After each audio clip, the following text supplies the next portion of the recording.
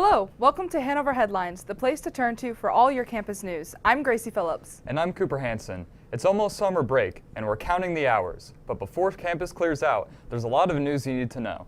Our top story tonight: in 3 days, the class of 2019 will be graduating from Hanover College. This can be seen as a bittersweet time for upperclassmen.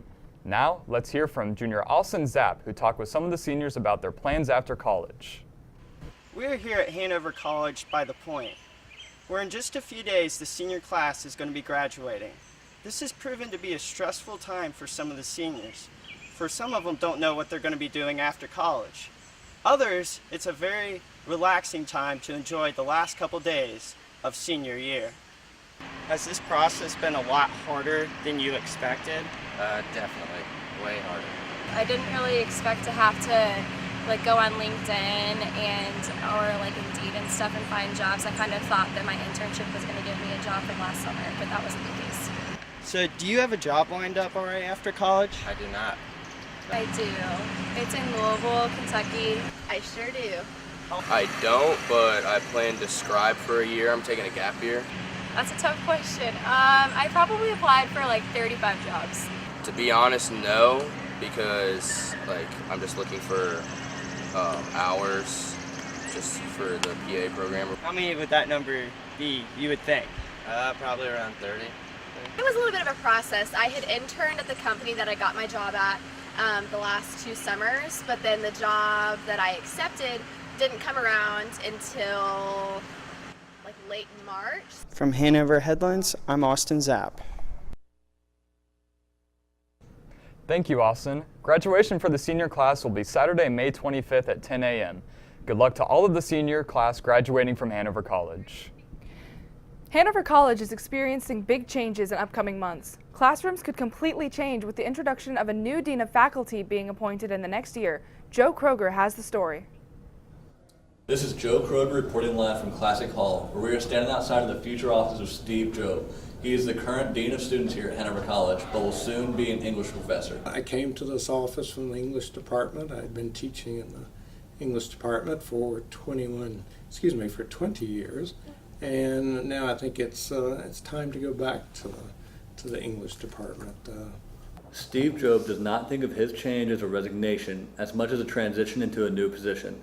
The Vice President of Academic Affairs has a responsibility to plan, implement, and coordinate educational programs. Glad to have seen new programs introduced. Of course, engineering has gotten a lot of attention. The physical therapy program is also getting attention, but there's been a host of curricular changes and innovations, online summer courses, however few they may be. That's a major thing.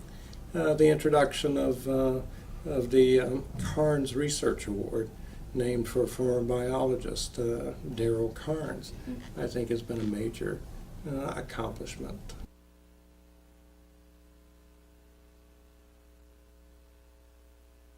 No, I can't think of anything in terms of how he'd be in the classroom or something like that. I think he'll come back. I think he's taught a few classes while he's been dean, so I'm sure he'll come back and hit the ground running. And The English department is gaining a great professor who has a passion for teaching, while the school is going down a new path with a new Dean of Students. It's a great time to be at Hanover. Butterflies, bees, and other pollinators are important for a healthy environment. Pollinator gardens not only attract these insects, they are also beautiful to look at. This spring, Hanover students and staff got together for a day of gardening. Elizabeth Smith digs into the story. I'm here outside the Science Center at Hanover College campus by the Pollinator Garden, where the Pollinator Action Group and the Hanover College Environmental Stewardship Committee is sponsoring a pollinator habitat event. Right now, volunteers from these groups are planting pollinator flowers outside. These flowers provide nectar that serves as food for pollinating animals to assure that they stay in the area.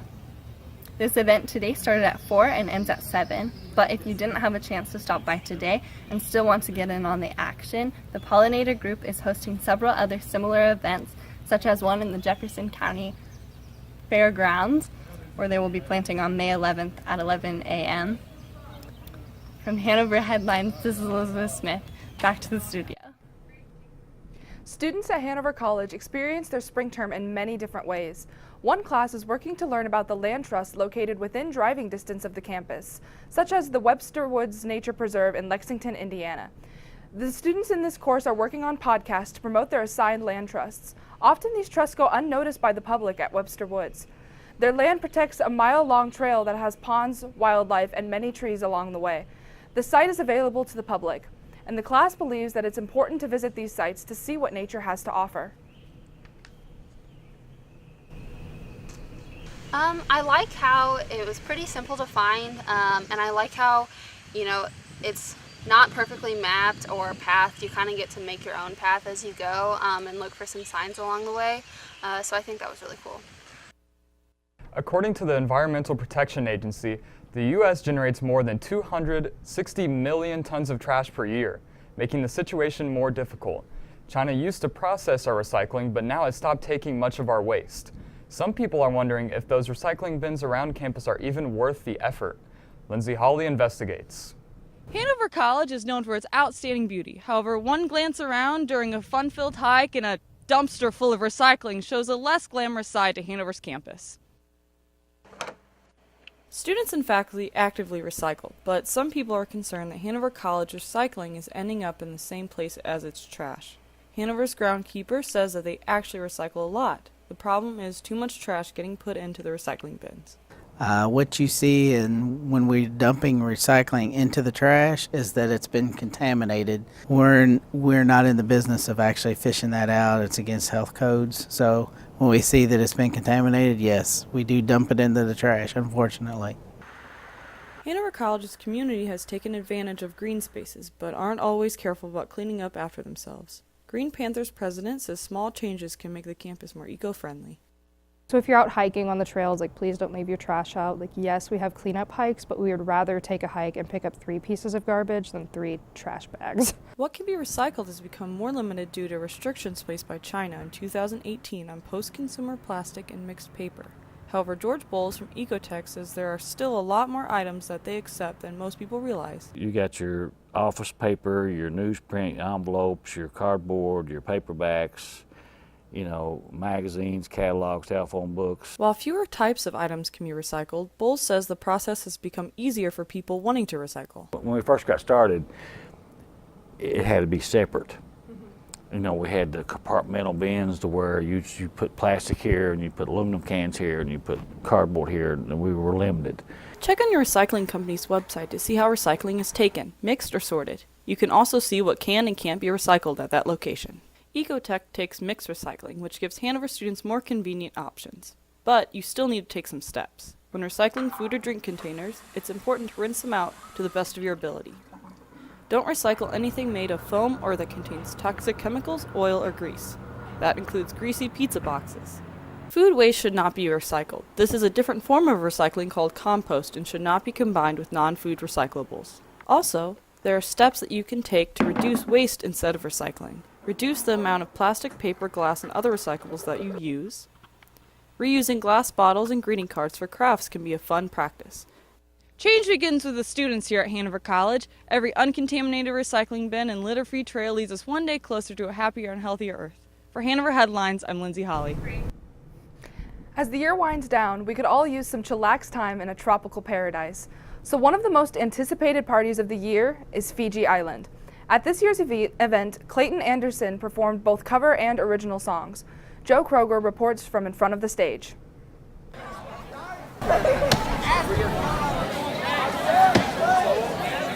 This is Joe Kroger reporting live from Hanover College, where Phi Gamma Delta is throwing a Fiji Island party today. Clayton Anderson is performing, and there will be a night party tonight. It starts from 10 to 2, and it's just now ending the day party.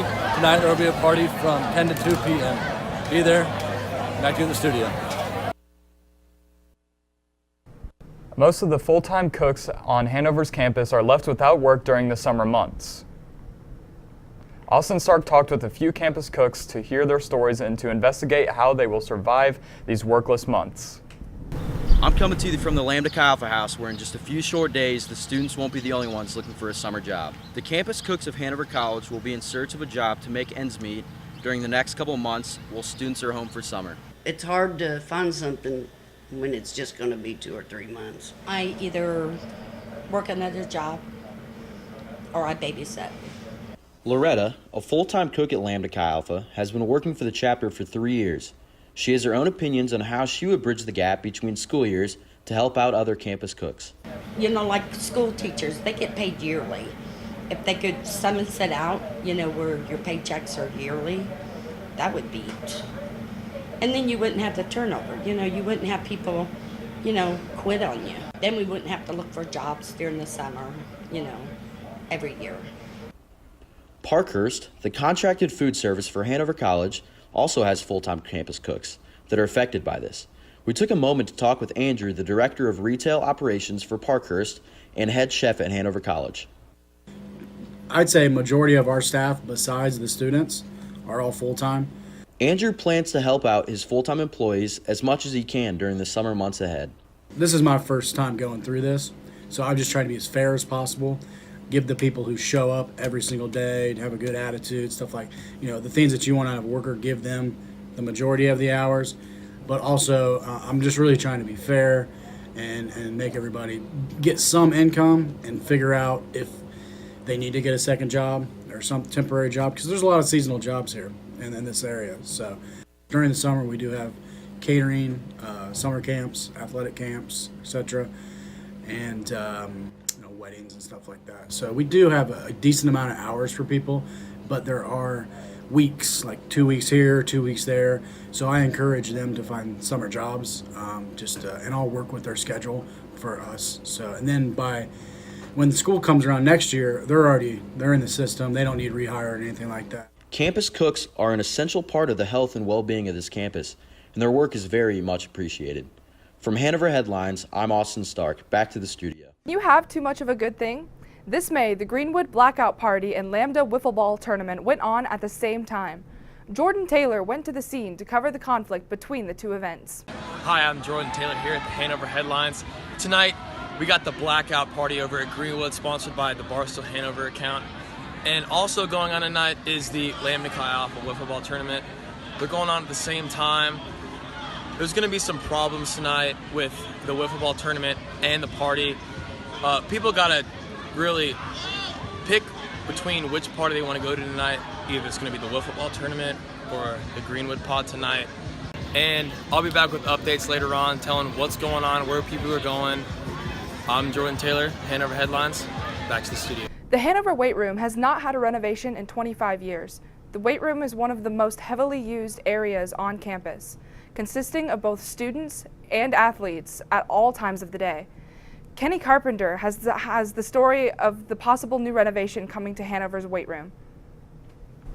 Hanover Athletics had great performance in both men and women's sports this past year. A massive part of this is because of the weight room and weight coach Alex Macon, who creates workouts for every single sports team. The Hanover College weight room is constantly used by athletes and non-athletes alike. As of August of next year, the weight room will undergo renovations to completely restructure.